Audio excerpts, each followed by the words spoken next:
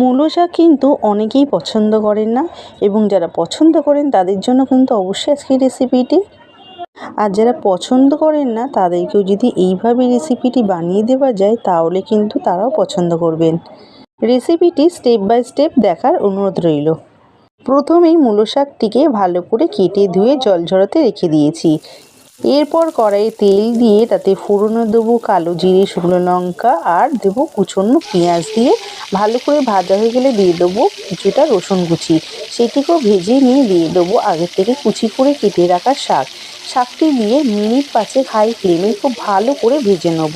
ভেজে নেওয়া হয়ে গেলে যখনই জল ছাড়তে শুরু করবে সামান্য পরিমাণ মতো নুন দিয়ে ভালো করে নেড়ে চেড়ে ঢাকনা চাপা দিয়ে আরও মিনিট 5 রান্না করে নেব।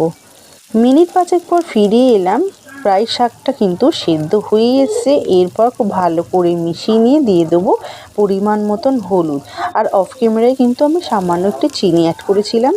শাকটি খুব ভালো করে ভাজা হয়ে গেলে নামানোর আগে সামান্য একটু তেল দিয়ে খুব ভালো করে খুন্তির সাহায্যে মিশিয়ে নামিয়ে নিলেই কিন্তু পরিবেশনের জন্য একেবারেই রেডি মূলো শাক ভাজি।